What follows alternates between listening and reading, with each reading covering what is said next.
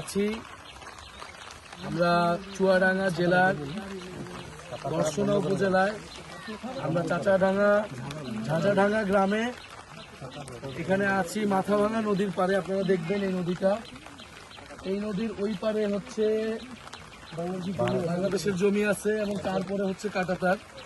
সেই জমিতে এই গ্রামের মানুষজন ঘাস কাটতে যায়। এরকমই একজন গিয়েছিলেন আমাদের ইব্রাহিম ভাই, এই গ্রামের সন্তান, এবং উনি যখন সেইখানে ঘাস কাটতে গিয়েছেন তখন বিএসএফ গুলি করে তার পায়ে এবং তাকে তুলে নিয়ে যায়। তাকে তুলে নিয়ে গিয়ে অমানবিক নির্যাতন করা হয় এবং তাকে হত্যা করা হয় এবং তার লাশ গতকাল রাতে 7 দিন পরে হস্তান্তর করা হয়েছে তার পরিবারের কাছে। ইনি ইব্রাহিম ভাইয়ের বাবা। আমরা তার পরিবারের সাথে সাক্ষাৎ করেছি এবং তার পরিবারও এই হত্যার বিচার চেয়েছে এবং আর কোনো মায়ের বুক যাতে খালি না হয়। গায়ের জোরে ভারত বাংলাদেশের সাথে এই ধরনের আচরণ বারবার করছে। আমরা এই গ্রামের মানুষের সাথেও কথা বলেছি যে 5ই আগস্টের পরে সীমান্তে হত্যাকাণ্ড বেড়ে গিয়েছে, সীমান্তে মানুষের, বাংলাদেশের সাধারণ মানুষের প্রতি, গরিব মানুষের প্রতি নির্যাতন বেড়ে গিয়েছে এবং আমরা জানি এই আচরণটা ভারতের আজকের না, গত 50 বছর ধরে আমরা সীমান্ত হত্যার কথা শুনতেছি। গত 25 বছরে বাংলাদেশে প্রায় 1200-এরও বেশি মানুষ সীমান্তে হত্যা করা হয়েছে।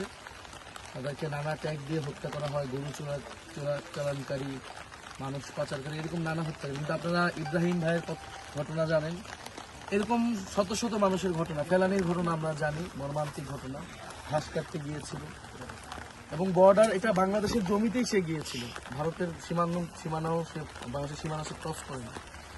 তারপরে এই ধরনের হত্যাকাণ্ডগুলো হচ্ছে এবং এটা বাংলাদেশের স্বাধীনতা, সার্বভৌমত্ব, আঞ্চলিক অখণ্ডতা এবং মানবিক মর্যাদার প্রতি হস্তক্ষেপ, অমর্যাদা করা হয়েছে, বাংলাদেশকে করা হচ্ছে। বাংলাদেশের মানুষকে ভারত সরকার বিএসএফ মানুষ হিসেবে দেখেন।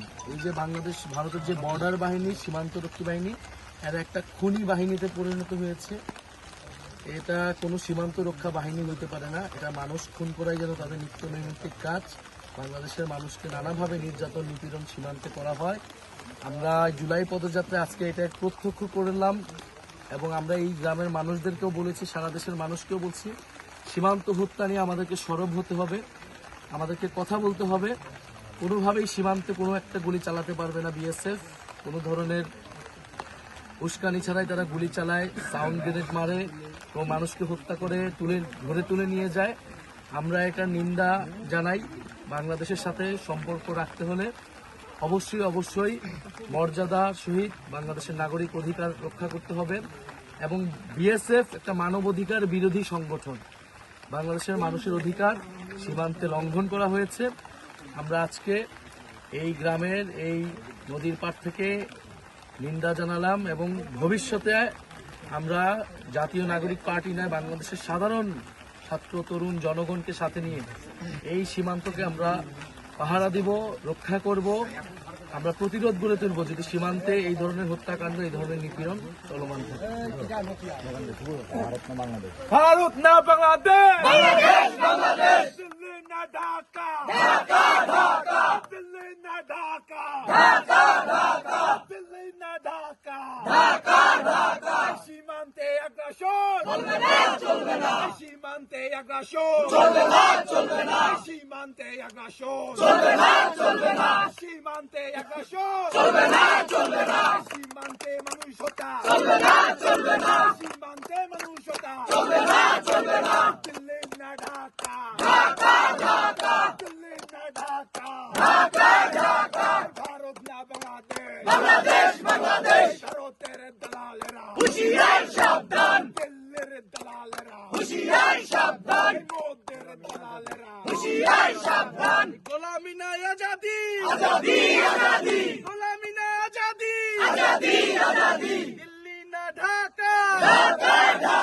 সীমান্তে মানুষ হত্যা চলবে না, সীমান্তে মানুষ হত্যা চলবে না, ভারতের দালালেরা হুঁশিয়ার সাবধান, বিএসএফ এর খুনিরা হুঁশিয়ার সাবধান, বিএসএফ এর খুনিরা হুঁশিয়ার সাবধান। গোলামি না আজাদি, দিল্লি না ঢাকা, আপোষ না সংগ্রাম, ক্ষমতা না জনতা, তোমার দেশ আমার দেশ, তোমার দেশ আমার দেশ,